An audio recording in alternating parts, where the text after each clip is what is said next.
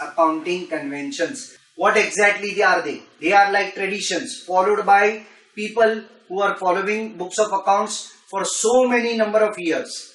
And if you follow the accounting conventions, it would be better for you. It is going to make books, writing books of accounts or preparation of books of accounts rather easy for you. So if you want to follow conventions, you can. If you don't want to follow, you can rather modify accounting conventions. But if you talk about concepts, you cannot modify, you cannot change them, you have to compulsorily follow them. So these are like traditions. If you want to follow, you can follow, or if you don't want to follow, you don't. Right? If you follow, it is much better. If you don't, then also it's okay. There is not a crime in that. And if you modify something about a particular tradition, that is also fine. So accounting conventions is basically like a tradition. One day, a particular insurance company or an insurance agent approaches me and tells me to buy an insurance. I said, or I rather asked, why do I need to buy insurance? That particular insurance agent is convincing me for the safety of my life. Now what do you think? What is prudence, or what is common sense rather? Should I go and buy the insurance, or should I not buy the insurance? If the insurance agent tells me that if suppose there is some problem in my life, that is, let us say if I die, there will be some particular amount, assured amount, which is going to be paid by the insurance company to my family members, right? But I just counter it with some kind of very funny thing, like I'm not going to die so soon, etc., etc. Is this argument a valid argument? It is not. It is not a valid argument. The reason being, what exactly is the reason? Common sense says that I should have insurance so that my family members are secured. Whether I am going to live for 100 years or whether I am going to die soon is a different subject altogether. Common sense tells me that I have to provide for all the possible losses beforehand, but I should not recognize any revenue until the time I have actually earned that. So this is the first example. Let me take a second example. I am having a shop, alright, and I am having a shop which is a very fantastic shop, which is fireproof, etc., etc., and everything is so well organized in my shop. One day, a particular person from fire extinguisher company approaches me and tells me to buy a fire extinguisher. I said, but my shop is fireproof, everything over here is secured, alright, I don't need any fire extinguisher. Now do you think this is a valid argument? It is not. Because you never know what may go wrong, and there may be a fire which may damage certain part of my business, and because of which there will be trouble in my business.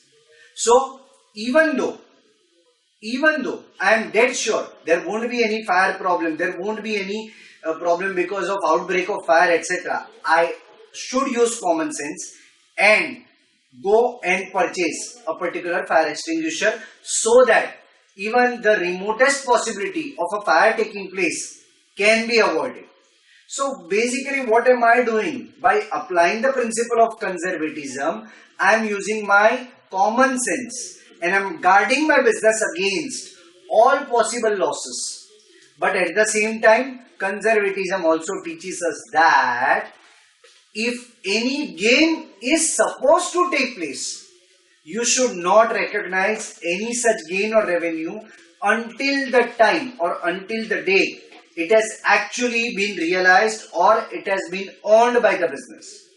So, in other words, it is teaching us to think slightly negative, which may be very positive in larger term. Alright. Now, just because I buy a fire extinguisher or I buy a insurance, that does not mean that there will be a fire in my business. That does not mean that I am going to die immediately.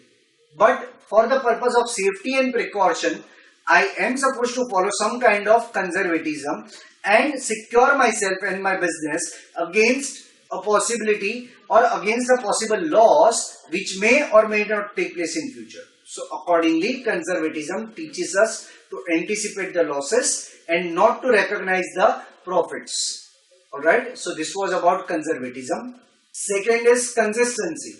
Now what do you mean by consistency? Consistency means whatever accounting policies, whatever accounting standards I am following in my business should be continuously followed year after year without changing them again and again and again.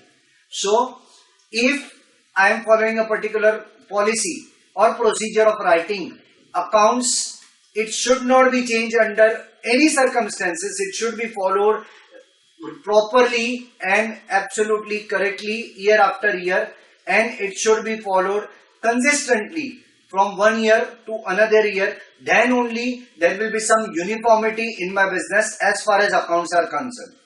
So I am going to follow each and every accounting policy that I set for my business for the number of years that are supposed to come.